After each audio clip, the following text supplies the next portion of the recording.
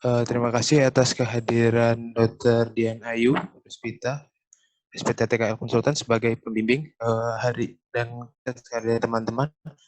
Hari ini saya akan membacakan modul otologi dengan judul fraktur temporal.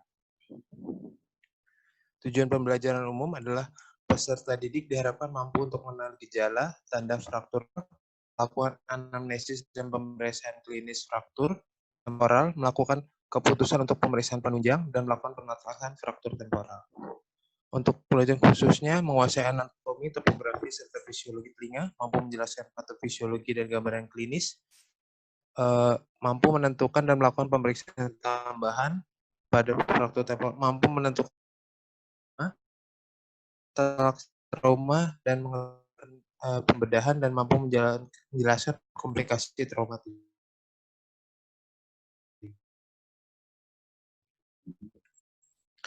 Pendahuluan menyebabkan morbiditas yang terutama angka kejadian paling banyak pada laki-laki dibandingkan perempuan, yaitu 1.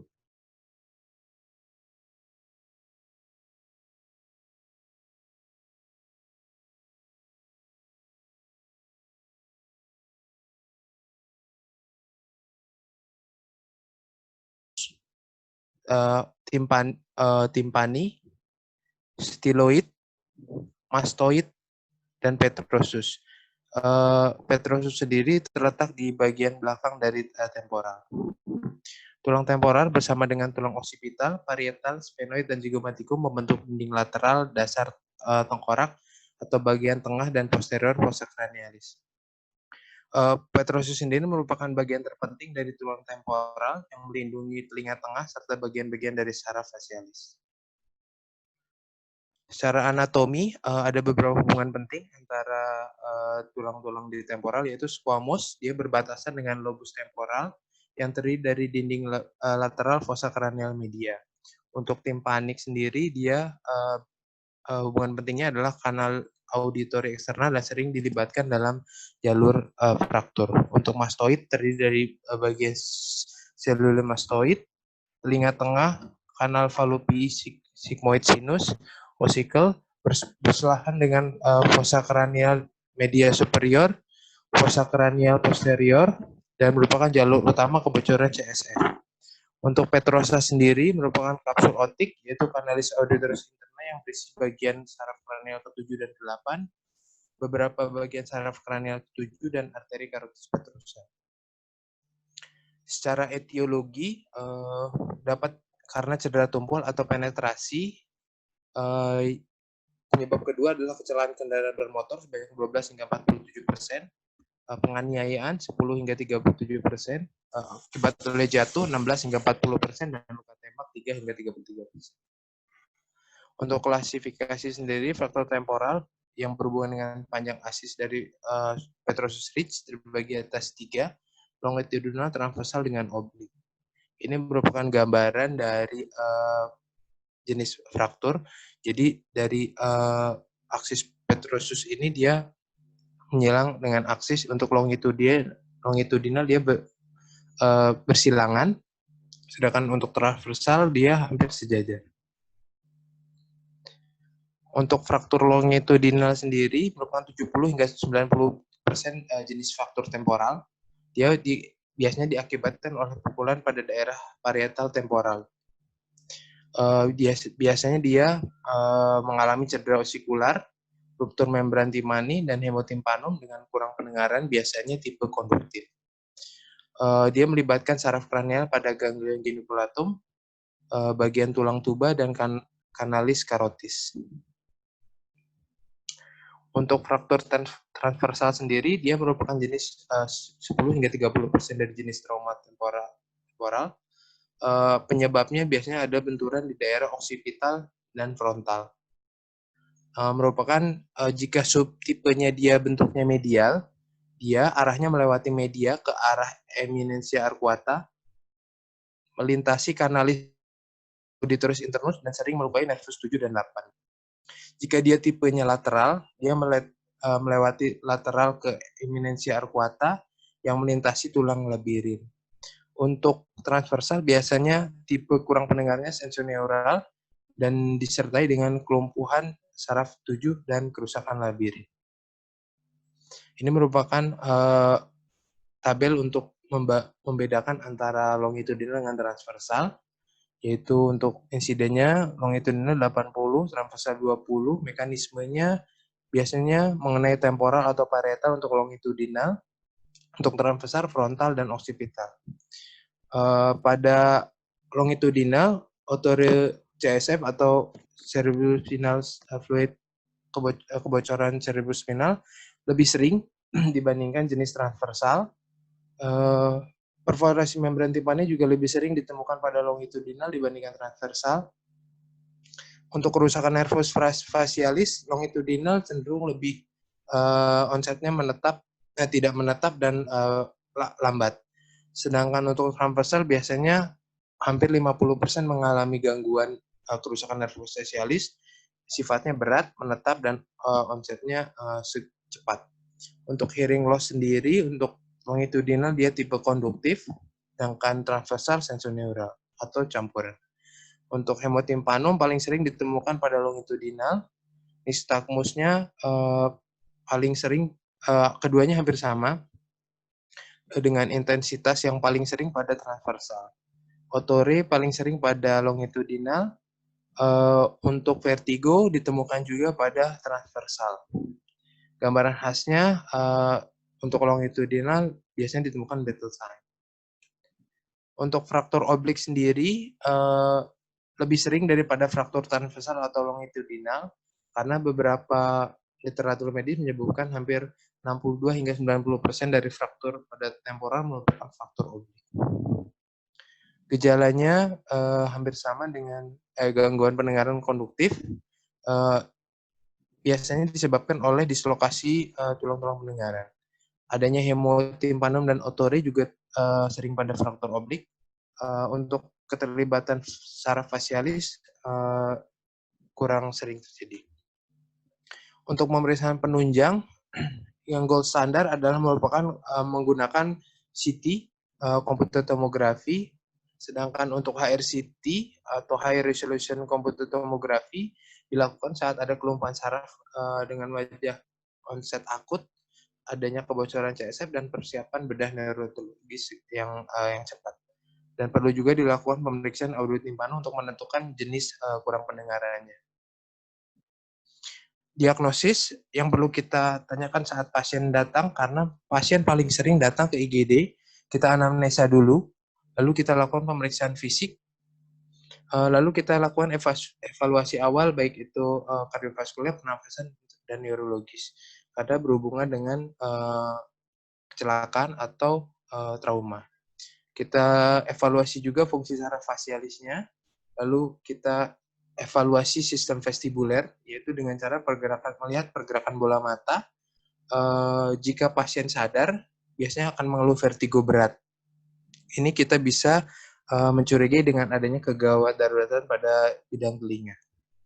Untuk nystagmus harus segera dievaluasi jika ada lesi iritatif pada trauma telinga. Nystagmus akan menuju ke arah sisi yang sakit. Untuk pemeriksaan fisik telinga dan saluran pendengaran eksternal dan membran timpani, kita bisa menilai dengan adanya perdarahan aktif atau hemotimpano atau robekan membran timpani untuk menunjukkan ciri dari fraktur longitudinal. Untuk lokasi yang paling umum untuk perforasi traumatis membran timpani adalah kuadran anterior inferior dan posterior inferior dari membran timpani. Bentuk cederanya mungkin bisa linear atau street-like, atau bentuk segitiga atau stelata. Untuk komplikasinya, yang paling sering adalah paresia nervus facialis, yang kedua adalah fistula cairan cerebrospinal.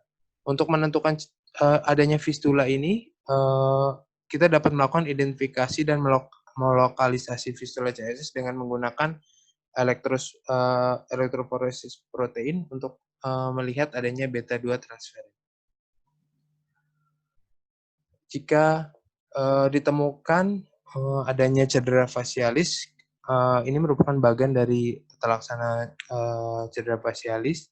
yaitu kita nilai onset dari paralisisnya itu sendiri. Jika tidak ada, kita lakukan observasi dan pemberian sistemik steroid.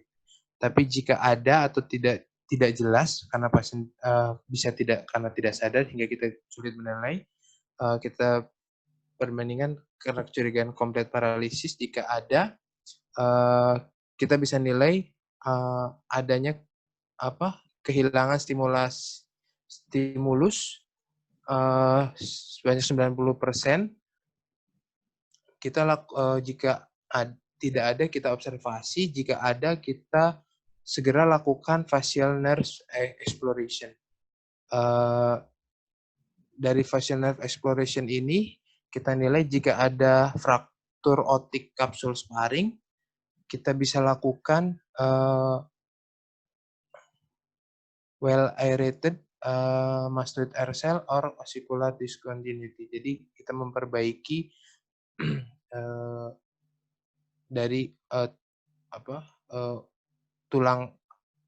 lepasnya tulang itu sendiri, kita perbaiki. Jika ada, kita bisa lakukan dengan cara transmastoid atau supralabirin total facial nerve decompression. Bisa juga kita, jika facial nerve decompression telah tercapai, kita nilai lagi berat tidaknya. Jika dia masih ada kelainan, kita lakukan great auricular nerve cable graft atau direct anastomosis. Jika exposure-nya adekuat, proses operasi prosedur bisa dihentikan. Tapi jika otik kapsul sparring fracture tidak ditemukan, kita lakukan audiometri untuk anaskusis.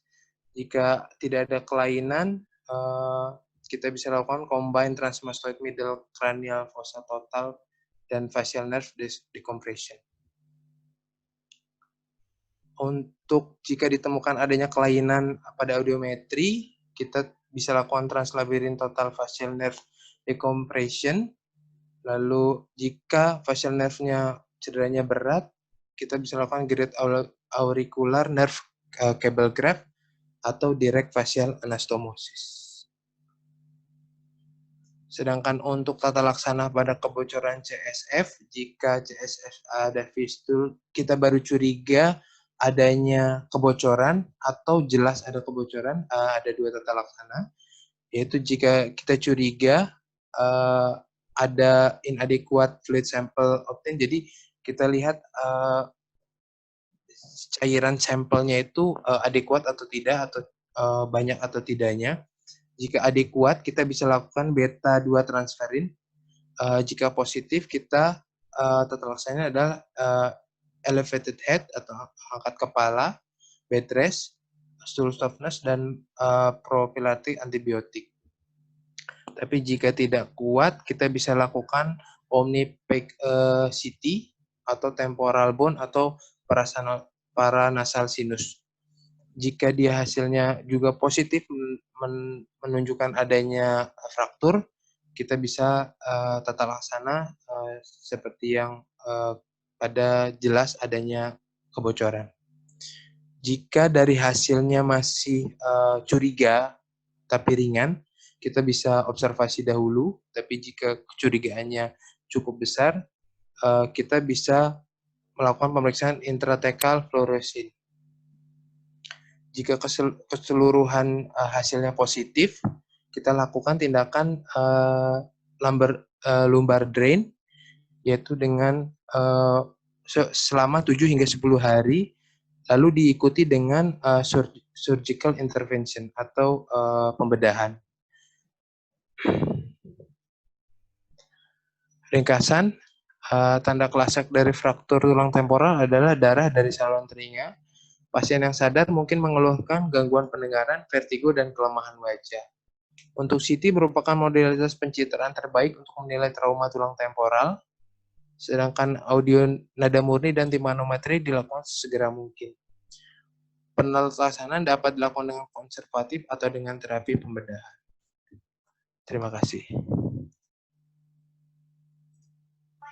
Ya, terima kasih Pak Prima. Mungkin ada yang mau bertanya? Silakan.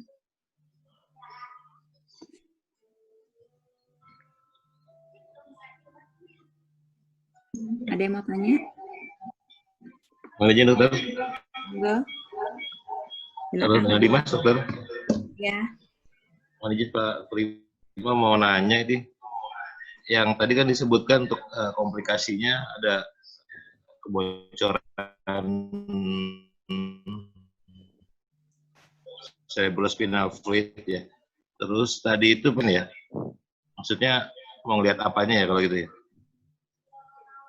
Oh, ya. Untuk maksudnya dengan beta 2 transferin, Pak Dimas? Ya, Oke. ya. Untuk beta 2 transferin ini merupakan satu-satunya protein yang dapat ditemukan pada LCS dan cairan cerebrospinal dan pada sumsum tulang tulang belakang maksudnya. Sehingga jika pada pemeriksaan elektropoietin ini ditemukan beta 2 transferin, kecurigaan kita bisa langsung mengarah adanya kebocoran pada LCS.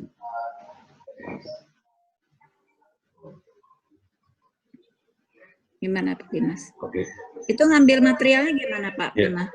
Izin dokter, untuk ambil materialnya sehampir karena dia protein hampir sama dengan ini dok, dengan hampir mirip dengan swab dok. Karena dari cairan telinga yang ada, kita lakukan swab dan dilakukan PCR dok, pemeriksaan body chain reaction. Jika dia hasilnya ada 2 beta transferin, bisa dipastikan itu adanya kebocoran pada LCS. Oh, berarti kita mana tuh? PK? Nggih dok. Tapi untuk yang paling mudah untuk di daerah, dokter izin menambahkan, kita bisa melakukan pemeriksaan yang paling mudah dengan menggunakan halosign.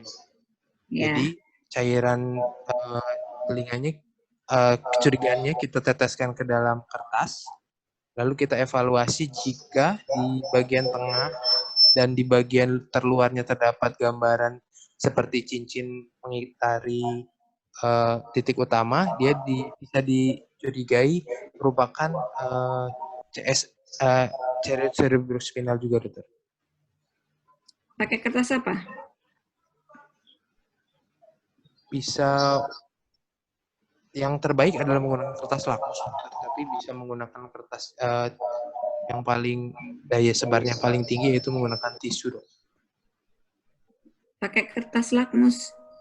Maksudnya kertas untuk yang pH. Mungkin pakai kertas kayak kertas minyak gitu ya. Lihat halonya. Jadi bisa kepisah itu. Apa namanya? Antara cairan sama mineral LCS. Baik, dok. Ya mungkin yang termudah pakai halosign itu ya, pakai kertas, mungkin pakai kertas seperti kertas minyak ya. Kalau pakai lakmus kan kecil tuh lakmus, nanti nggak bisa lihat halonya kalau cairannya banyak.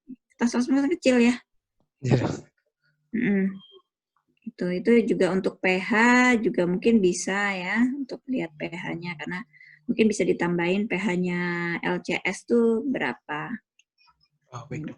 Bisa ditambahin mungkin ya untuk penanda mudah ya, karena kalau kita pakai teknik PCR, pertama fasilitas belum tentu ada, kedua mahal ya.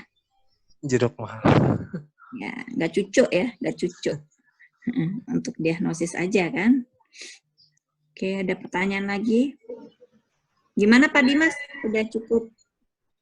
Sudah dokter, mohon izin. Makasih dokter. Ya mungkin bisa dicoba kalau ada kasus, kita coba di Karyadi bisa apa enggak gitu. Iya dokter. Gimana? Untuk diagnosis ada yang bingung? Karena yang penting kita pertama diagnosis dulu bisa menentukan. Kedua, dari komplikasinya ada apa enggak, ya kan? Ketiga, tadi tata laksananya kalau memang ada komplikasi. Karena biasanya ini pasien enggak langsung datang ke THT. Biasanya karena tadi penyebabnya adalah kebanyakan trauma kepala, datangnya ke departemen lain dulu, misalnya ke bedah saraf. Dan karena pasiennya nggak sadar, saya bangunnya sadarnya baru seminggu atau 2 minggu kemudian, keluhan-keluhan terkait THT bisa tidak langsung diwaspadai atau tidak langsung disadari, sehingga konsultasi ke bagian THT pun bisa terlambat, gitu ya.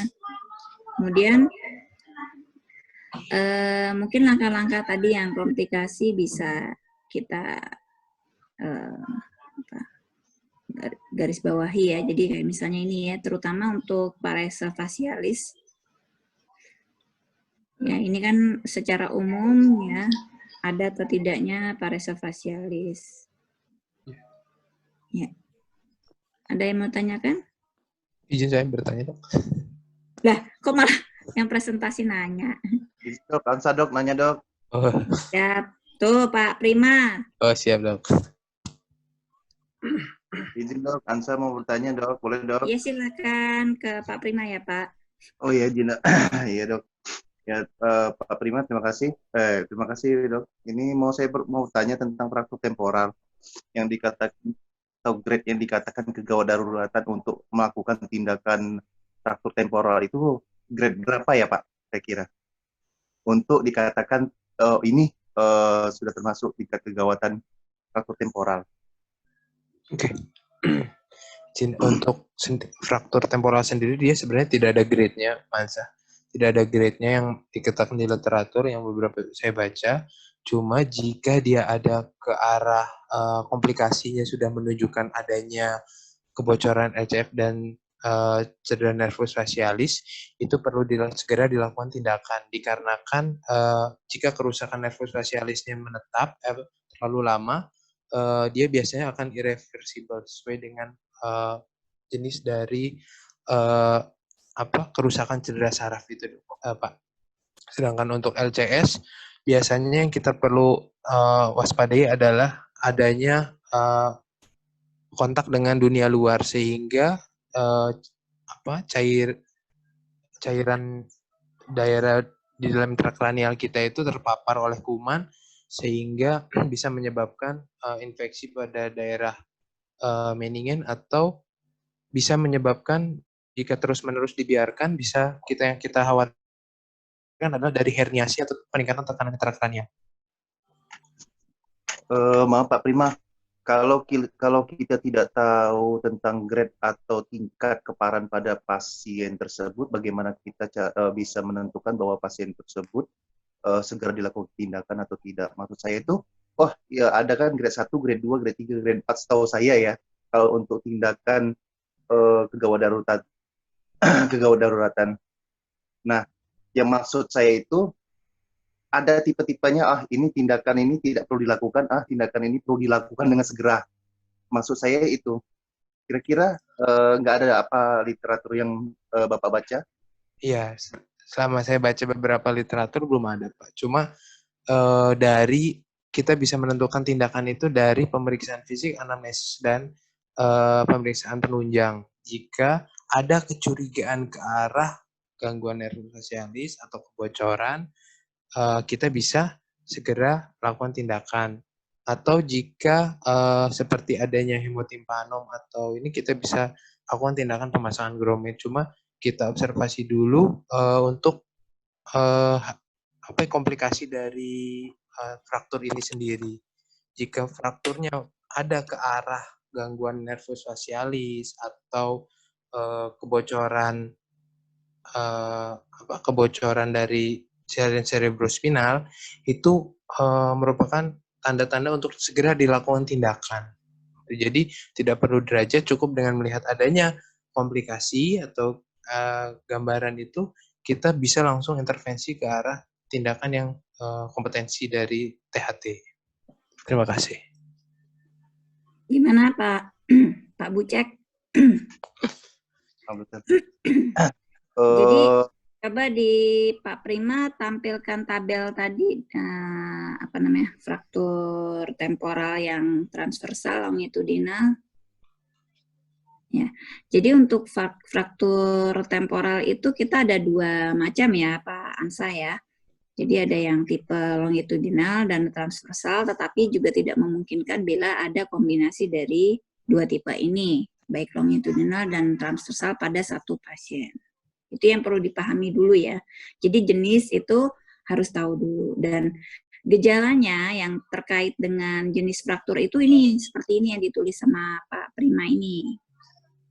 Kemudian tadi pertanyaannya untuk derajat. Memang kalau untuk fraktur temporal kita tidak ada kriteria derajat. Ya. Karena semua kita berdasarkan klinis. Pertama tadi yang saya bilang, pasien datang sebagian besar tidak ke THT. Karena etiologinya tadi apa? Paling banyak Pansa? Gitu? Etiologi dari fraktur temporal paling banyak apa tadi? Paling banyak terjadinya apa?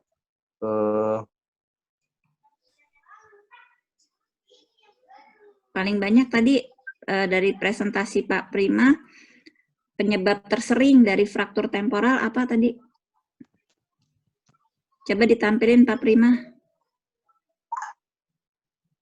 Penyebab tersering dari fraktur temporal adalah,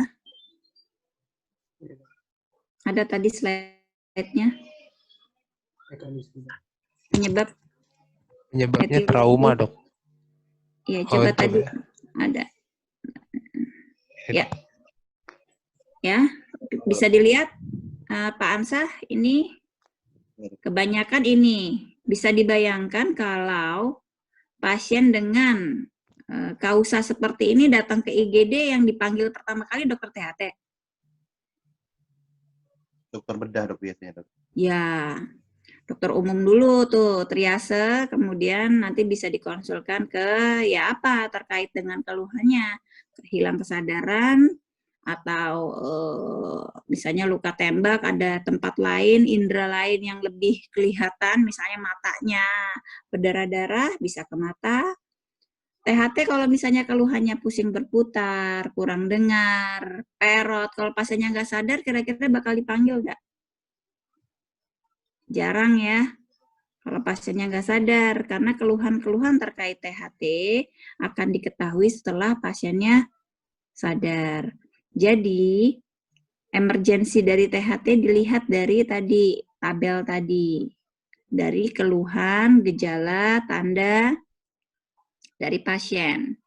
Jadi kita tidak membagi fraktur temporal berdasarkan berat ringannya, tetapi berdasarkan jenis.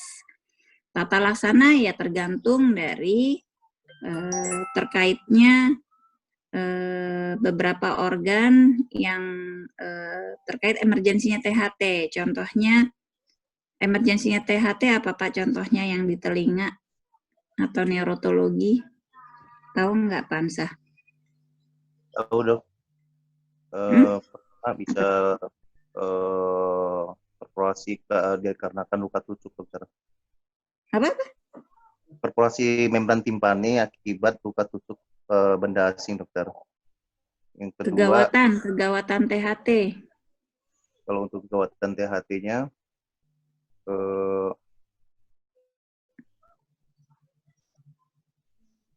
emergensi THT kan pertama perdarahan. pada telinga, Dokter. Perdarahan dari telinga. Mungkin kalau jelas kelihatan perdarahan telinga dan ada daya untuk konsul ke THT, mereka akan konsul. Tetapi kalau mereka fokus untuk airway, breathing, circulation, emergensinya kan pasti kalau perdarahan telinga aja tidak akan segera dikonsulkan. Itu pertama.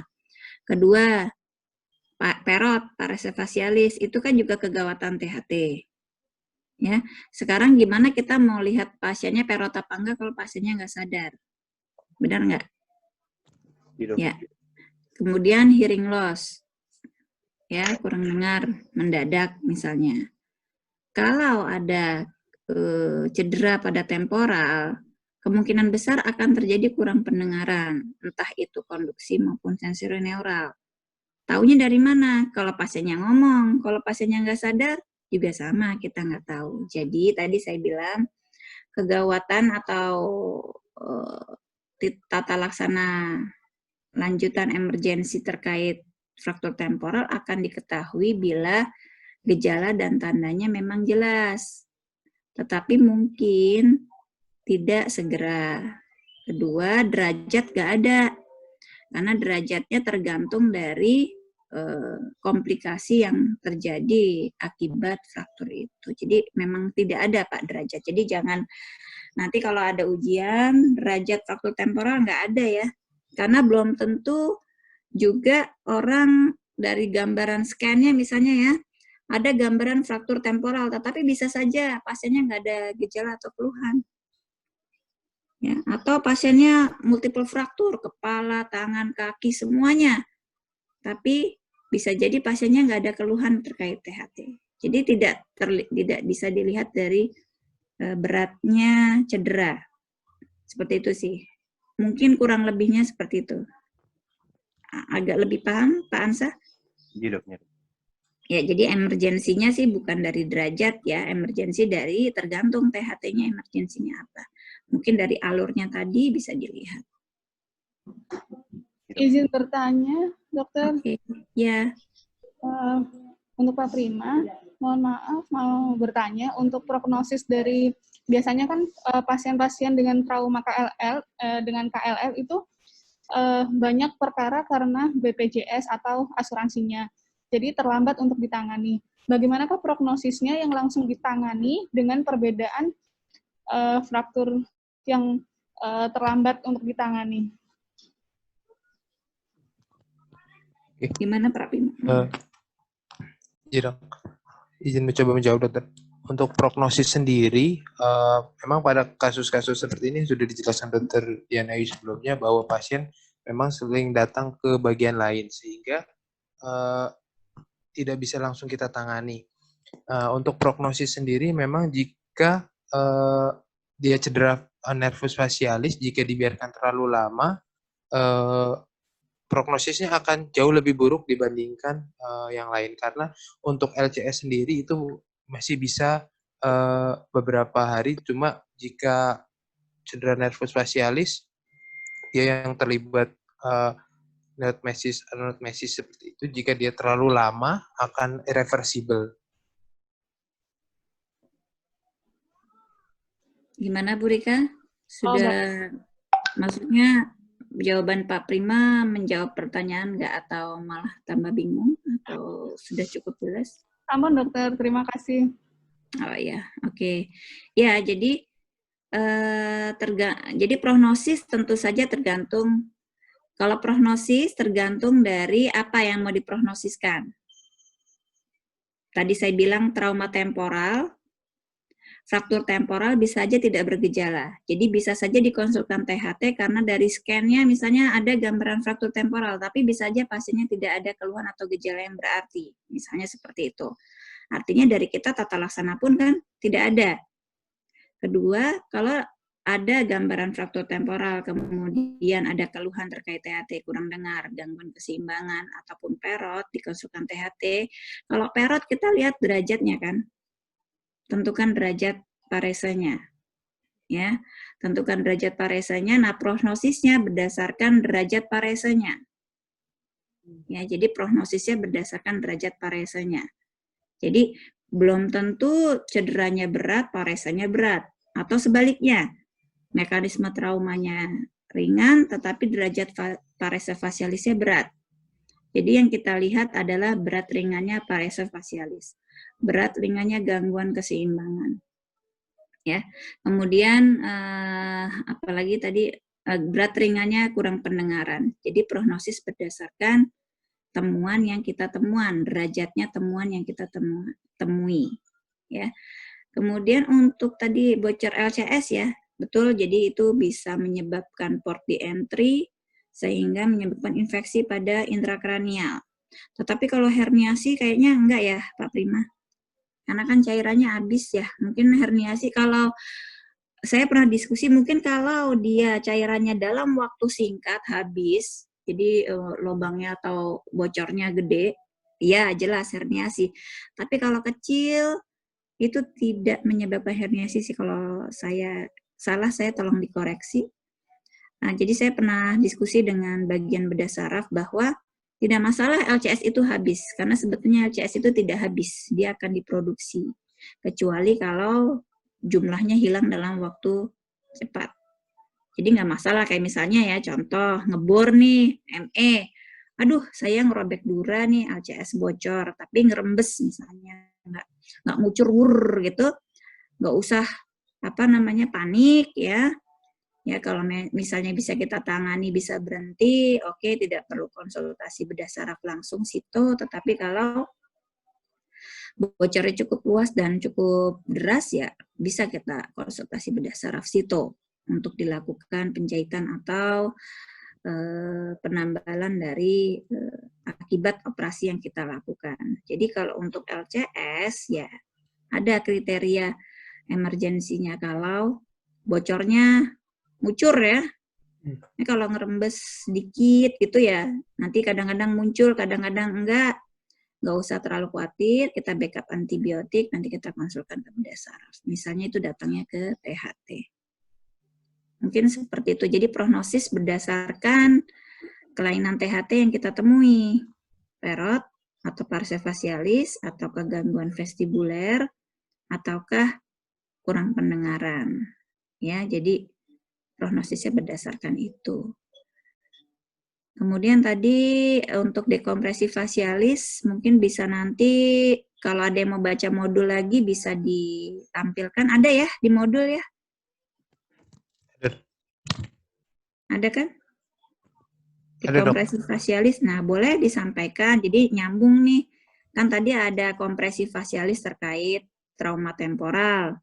Terus di alur ada dekompresi ya, Pak? Ada, Dok. Nah, nanti kalau mau maju modul berikutnya, ya tentang itu aja, dekompresi fasialis. Jadi kita nggak usah panjang-panjang, gede-gede, fokus di satu, tapi sesuai modul. Misalnya, prosedur kah, apakah mau lihat dari diagnosisnya, apakah mau lihat dari tata laksana, atau mau lihat dari prosedur, ambil aja satu, tapi fokus di situ, inget terus gitu. Ya, jadi kayak gini ada dekompresi nih.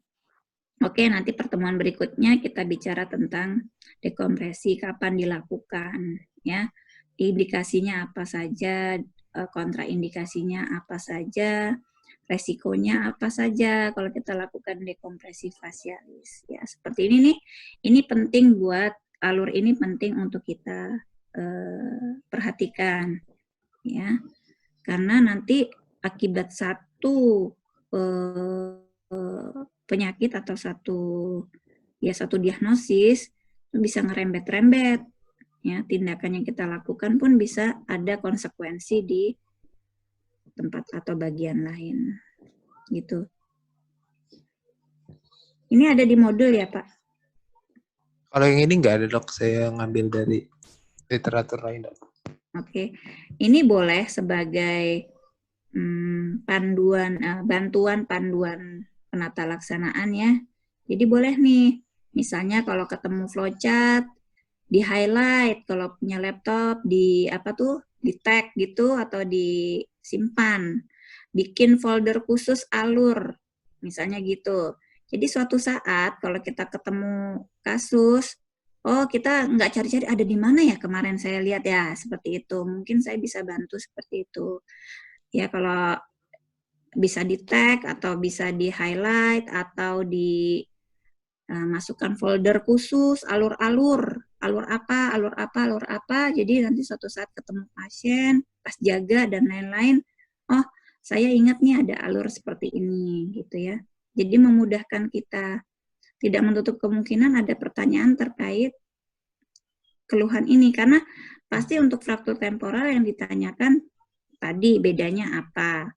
Kedua, kalau ada komplikasi. Itu aja sih paling tanyainnya. Ya, tata laksananya bagaimana. Ya, yang penting diagnosisnya harus bisa dulu nih ya.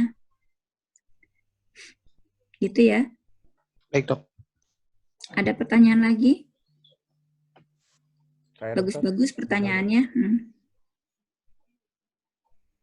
Saya kira karena ini kita jarang ya dapat pasien fraktur temporal, jadi mungkin istilahnya kalau ngasah diagnosis, ngasah skill jadi kurang untuk kasus-kasus fraktur temporal.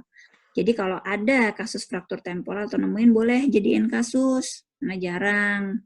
Entah mau ambil diagnosisnya, entah mau ambil tata laksananya, entah mau ngambil misalnya prosedurnya. Kalau di modul nggak ada prosedur ya saya kira. Tapi untuk lebih kepada diagnosis ya modul ya Pak. Ini kan ngambilnya dari tempat lain kan? Iya dok. Ada lagi pertanyaan? Saya Dr. Rizal, Dok. Oh iya, silakan Pak Rizal. Terima kasih kesempatannya, Dokter. Saya ingin bertanya kepada Pak Prima, mungkin untuk penjelasan diagnosis lebih lanjut. Ini tadi disampaikan bahwa kriteria diagnosis adalah dengan anamnesis dan pemeriksaan fisik, tentunya juga pemeriksaan penunjang. Yang ingin saya mungkin perlu ditambahkan sedikit, penggambaran secara pemeriksaan penunjang kan ada disampaikan tadi menggunakan MSCT scan. Mungkin secara MSCT scan apa yang perlu kita perhatikan untuk perbedaan antara horizontal dengan vertikal ini, Dokter? Ya, terima kasih. Oh iya. Gimana Pak? Pak Prima? Izin mencoba Dokter.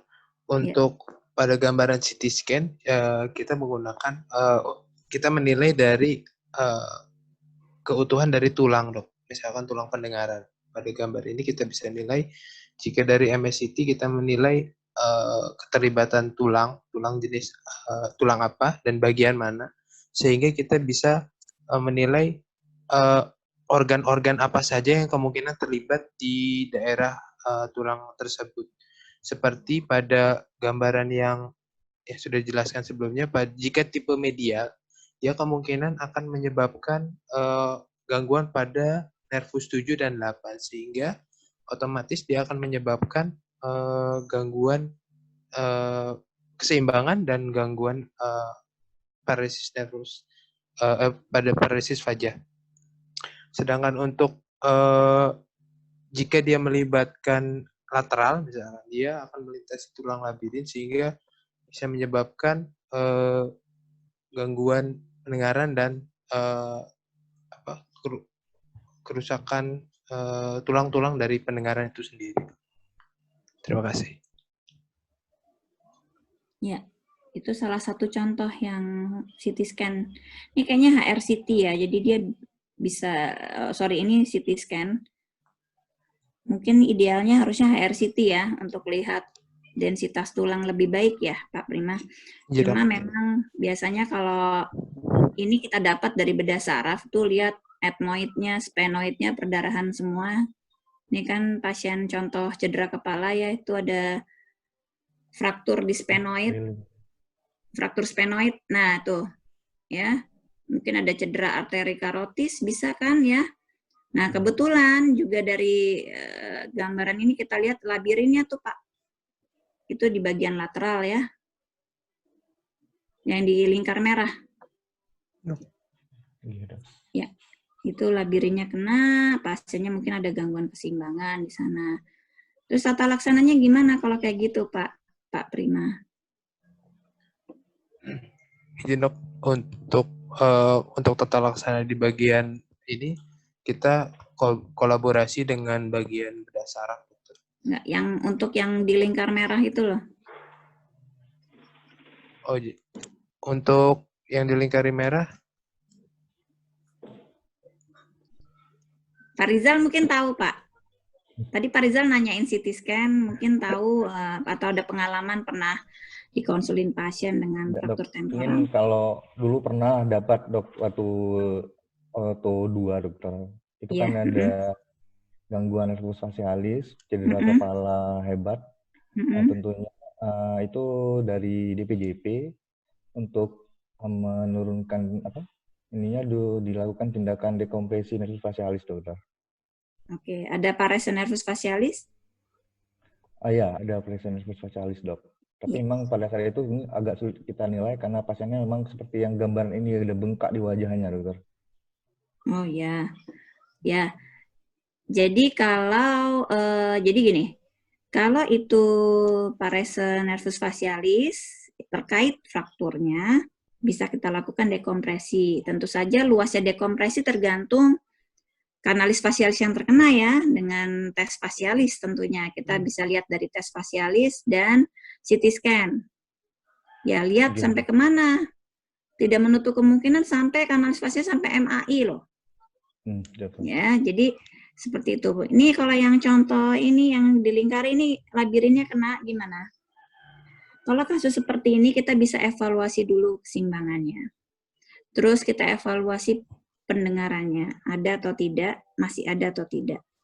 Kita akan sulit sekali kalau pasiennya pendengarannya masih baik. Karena kalau transversal, pendengarannya mesti tipe sensorineural ya, kurangnya ya. Ya biasanya kena yang di belakang, ya kan. Kemudian derajat kurang dengarnya seberapa berat. Kemudian karena ini di labirin, menyangkut keseimbangan, vestibuler itu kan bisa dilatih ya. Selama itu tidak mengganggu. Jadi selama itu tidak mengganggu dan telinga sebelahnya baik, fungsi keseimbangan sebetulnya bisa di take over. Ya, jadi sebetulnya kalau untuk keseimbangan kita bisa evaluasi. Kecuali kalau keluhan keseimbangannya menetap dan